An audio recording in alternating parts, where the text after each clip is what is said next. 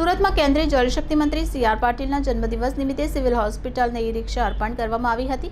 Surat civil hospital campus મોટું હોવાથી દર્દીઓને એક બિલ્ડિંગમાંથી અન્ય બિલ્ડિંગ સુધી જવામાં હાલાકી પડતી હતી. પહેલા સિવિલ હોસ્પિટલમાં 2 ઈ-રિક્ષા હોવાથી અનેક દર્દીઓને ચાલતા જવું પડતું હતું. હવે ઈ-રિક્ષાથી દર્દી સહિત દર્દીના સગા એક બિલ્ડિંગથી અન્ય બિલ્ડિંગ સુધી સમયસર પહોંચી શકશે. નવી સિવિલ હોસ્પિટલના જરૂરિયાતમંદ દર્દીઓને વિવિધ સાધન સહાય અર્પણ કરી નવસારીના સાંસદ અને કેન્દ્રીય જળશક્તિ મંત્રી સી.આર. પાટીલના 71મા જન્મદિવસની સેવા ભાવના સાથે ઉજવણી કરવામાં આવી હતી, જેમાં પાટીલ પરિવાર દ્વારા નવી સિવિલમાં કેન્સરથી સ્વસ્થ થયેલા દર્દીઓ માટે 71 કીટ, હિમોફિલિયા ફેક્ટર્સના બાળકો માટે 71 કીટ, ફેશિયલ પાલ્સીથી પીડિત બાળકો માટે 71 કીટ અને ઈ-રિક્ષા અર્પણ કરવામાં આવી હતી. નવી સિવિલ હોસ્પિટલને કેન્દ્રીય જળશક્તિ મંત્રી સી.આર. પાટીલે એક ગોલ્ફ કાર્ટ તેમજ કોર્પોરેટર બ્રજેશ ઉનડકટ દ્વારા એક ઈ-રિક્ષાની ભેટ આપવામાં આવી હતી, જેના કારણે જરૂરિયાતમંદ દર્દીઓને નવી બિલ્ડિંગમાં સ્થળાંતર તેમજ સારવાર માટે અવરજવરમાં સરળતા રહેશે. ગતરોજ જલ શક્તિ કેન્દ્રીય મંત્રી અને ભારતીય જનતા પાર્ટીના પ્રદેશ અધ્યક્ષ આદરણીય સી.આર. પાટીલ સાહેબનો જન્મદિવસ હતો.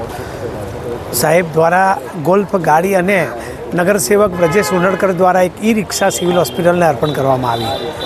આદરણીય સી.આર. પાટીલ સાહેબનો જન્મદિવસ હંમેશા વર્ષોથી તેઓ સેવાકીય પ્રવૃત્તિઓ સાથે ઉજવે છે. સિવિલ હોસ્પિટલમાં તેઓ દ્વારા અનેક સાધનો, અનેક સુવિધાઓ મળી છે, અનેક બિલ્ડિંગો પણ તેઓ દ્વારા મદદરૂપ મળી છે. સિવિલ હોસ્પિટલની બિલ્ડિંગનું નિર્માણ થઈ રહ્યું છે, ત્યારે 2 બિલ્ડિંગ વચ્ચેનું અંતર 1 કિલોમીટર જેટલું હોય. અનેક દર્દીઓ સિવિલ હોસ્પિટલના ગેટ પર આવે બીજી બિલ્ડિંગમાં જવા માટે, ત્યારે આ રિક્ષા ખૂબ આશીર્વાદરૂપ થશે, કેમ કે 5000 જેટલી ઓપીડી હોય છે અને 1200 દર્દીઓ નિયમિત દાખલ હોય છે. ત્યારે સિનિયર સિટીઝનો, દર્દીના સ્નેહીજનો અને દર્દીઓ માટે આ ખૂબ આશીર્વાદરૂપ છે. ઈ-રિક્ષા અથવા આ સિવિલ હોસ્પિટલ ખાતે એક છે અને વધુ 2 પ્રાપ્ત થવાથી ઘણી સરળતા રહેશે અને 5 વર્ષ સુધી નવી બિલ્ડિંગનું નિર્માણ કાર્ય ચાલશે. તે સમય સુધી આ બંને ગાડીઓ ખૂબ ઉપયોગી થશે. ત્યારે હું આદરણીય સી.આર. પાટીલ સાહેબનો પણ આભાર વ્યક્ત કરું છું અને નગરસેવક એવા બ્રજેશ ઉનડકટનો પણ આભાર વ્યક્ત કરું છું કે આ 2 ગાડી મળવાથી સિવિલ હોસ્પિટલને ખૂબ ઉપયોગી થશે. આભાર.